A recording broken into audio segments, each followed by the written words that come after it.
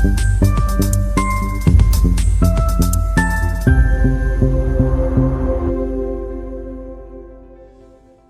का वक्त है, शहर धीरे धीरे जाग रहा है और इसी खामोशी में एक कहानी शुरू होती है। ये कहानी शायद हम सब की है। दिन का पहला काम क्या होता है? अलार्म बंद करना और फिर हाथ में फोन, और बस शुरू हो जाती है वो स्क्रोलिंग जिसका कोई अंत ही नहीं है। ये एक आदत सी बन गई है ना? और इसी स्क्रोलिंग के बीच दिमाग में एक सवाल चुपके से घर कर जाता है कि क्या मैं कहीं पीछे रह गया?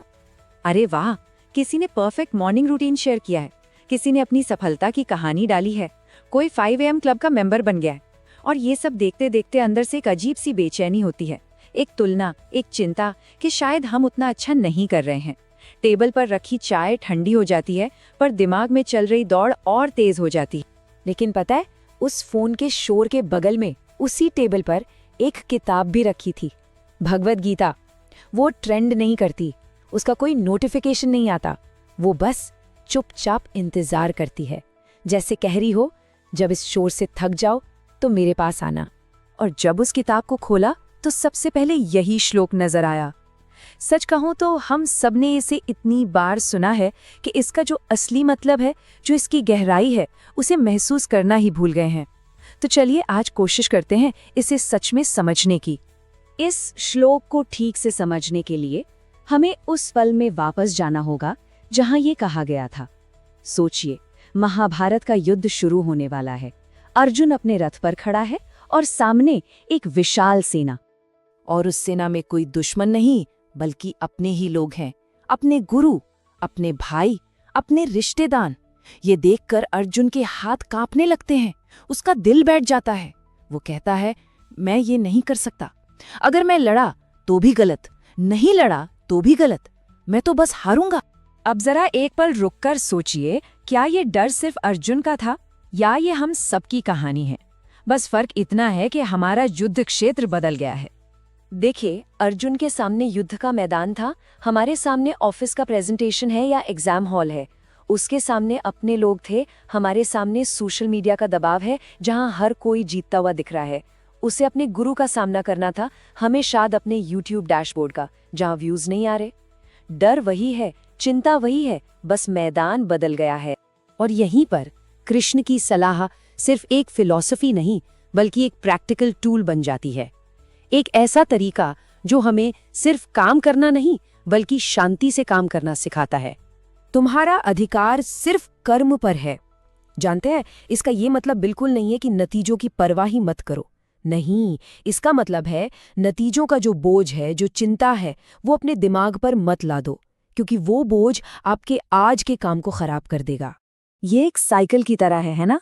हम काम शुरू करने से पहले ही सोचने लगते हैं, अगर मैं फेल हो गया तो लोग क्या कहेंगे? इस सोच से दबाव बढ़ता है, घबराहट होती है, और नतीजा, जिस काम को अच्छे से करना था उसकी क्वालिटी अपने आप गिर जाती है। ये चिंता हमें आगे बढ़ने ही नहीं देती। और असल में हमारा सबसे गहरा डर सिर्फ फेल होना नहीं होता। हमारा सबसे बड़ा डर होता है कि उस नतीजे के बाद हमारी पहचान क्या होगी। अगर मैं सफल हो गया तो मैं कौन बनूंगा, और अगर मैं असफल हो गया तो मेरी क्या कीमत रह जाएगी। हमने अपनी पूरी कीमत, अपनी सेल्फ वर्थ को नतीजों से जोड़ दिया है। और जिस पल ये बात समझ आती है ना, उसी पल वो सुबह की कहानी पूरी तरह बदल जाती है। कहानी वापस उसी सुबह पर लौटती है, लेकिन इस बार देखने का नजरिया बिल्कुल अलग है। सोन अब भी टेबल पर पड़ा है, सोशल मीडिया पर लोग अब भी अपनी सफलता की कहानियां डाल रहे हैं। दुनिया वैसी है, कुछ नहीं बदला, लेकिन अंदर मन में जो भारीपन था वो अब हल्का हो गया है। क्योंकि अब एक बात साफ हो गई है कि आज का मकसद जीतना या हारना है ही नहीं। आज का मकसद सिर्फ एक है, जो भी काम करना है उसे पूरी सच्चाई से, पूरी ईमानदारी से करना है, बस। और इस सच्चाई में एक शांति है। हो सकता है नतीजा आज न मिले, हो सकता है कोई आपकी मेहनत को देखे भी ना, शायद कोई तारीफ न करे, कोई तालियां न बजाए, लेकिन एक यकीन होता है कि सच्चाई से किया गया काम कभी बेकार नहीं जाता। उसका जवाब जिंदगी किसी न किसी रूप में जरूर देती है। तो गीता हमें क्या सिखाती है? हमारी प्रेरणा को बदलने के लिए डर से काम मत करो कि फेल हो जाएंगे, बल्कि उस काम से प्रेम के लिए काम करो। जब काम करने में ही आनंद आने लगता है, तो डर अपने आप छोटा हो जाता है। तो अगली सुबह जब आंख खुले तो शायद बस इतना याद रखना ही काफी होगा कि आज का दिन जीतने के लिए नहीं, आज का दिन जीने के लिए है। और शायद यही एक सोच एक सुबह को सिर्फ एक सुबह नहीं बल्कि एक नई शुरुआत बना देगी। नमस्कार, आज बात करते हैं मन के उस युद्ध की जो हम सब कभी ना कभी तो जरूर लड़ते हैं। एक ऐसी लड़ाई जो सच कहूं तो बाहर की दुनिया से कहीं ज्यादा मुश्किल होती है। कभी ना कभी ऐसा जरूर महसूस होता है ना कि बाहर से देखने पर तो सब कुछ ठीक ठाक है, कोई बड़ी परेशानी नहीं है, लेकिन फिर भी अंदर एक अजीब सी बेचैनी है, एक अशांति है जो समझ ही नहीं आती। आखिर ये बेचैनी आती कहाँ से है? चलिए इस एहसास को थोड़ा और करीब से देखते हैं। ये कहानी अक्सर एक नई सुबह के साथ ही शुरू हो जाती है, एक नई शुरुआत का वादा, एक नया मौका। पर क्या ये मौका वाकई नया होता है? हम सुबह उठते हैं एक पक्के इरादे के साथ कि आज सब बदल देंगे, आज जिंदगी को सही रास्ते पर लेकर आएंगे। लेकिन होता क्या है, जैसे जैसे दिन आगे बढ़ता है वही मन जिसे हम बदलना चाहते थे, वही पुराने बोझ, वही चिंताएं फिर से अपने ऊपर लाद लेता है। पर मजे की बात यह है कि ये लड़ाई सिर्फ हमारी नहीं है। हजारों साल पहले कुरुक्षेत्र के मैदान में एक महान योद्धा अर्जुन बिल्कुल इसी दुविधा से गुजर रहा था, और उसकी कहानी आज भी हमारे दिलों को छू जाती है। अर्जुन का ये कहना कि मैं लड़ नहीं सकता क्योंकि मेरा मन मेरे साथ नहीं है, ये कितनी पर्सनल बात लगती है ना? ऐसा लगता है जैसे ये सीधी दिल पर लगती है। और शायद यहीं पर आज का सबसे बड़ा सच छिपा है। अर्जुन की लड़ाई तो फिर भी बाहरी थी, सामने खड़े दुश्मनों के खिलाफ। हमारी सबसे बड़ी लड़ाई तो हमारे अपने मन के अंदर चल रही है। तो हमारे दुश्मन कौन हैं इस लड़ाई में? हम खुद, हमारी अपनी उम्मीदें और दूसरों की उम्मीदों का बोझ। और इस कभी न खत्म होने वाली लड़ाई में हम हर रोज बिना कुछ किए ही थक जाते हैं। तो सवाल ये है कि क्या इस चक्र से बाहर निकलने का कोई रास्ता है भी? गीता हमें एक ऐसा नजरिया देती है जो सुनने में बड़ा सरल लगता है, लेकिन उसमें सब कुछ बदल देने की ताकत है।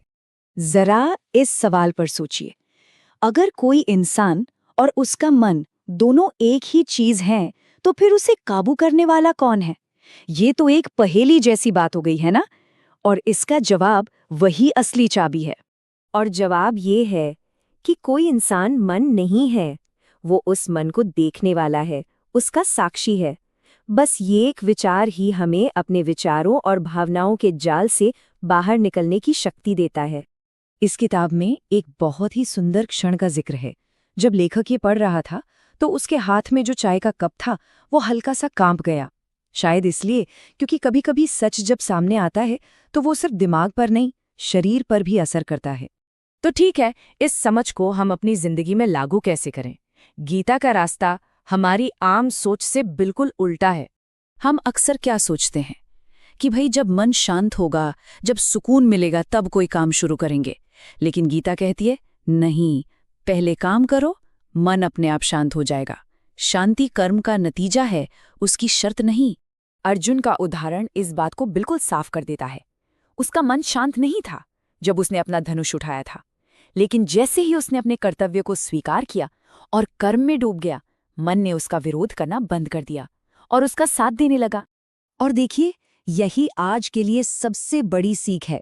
अगर हम सही मूड का या पूरी क्लैरिटी का या 100% आत्मविश्वास का इंतजार करते रहेंगे तो हम बस इंतजार ही करते रह जाएंगे और जिंदगी हाथ से निकल जाएगी। तो आखिर में गीता का सार क्या है? ये बहुत ही सरल और शक्तिशाली है। ये हमें कोई सुपर हीरो बनने के लिए नहीं कहती। हर समय मजबूत होने की जरूरत नहीं है, नहीं, बस अपने प्रति सच्चे होने की जरूरत है।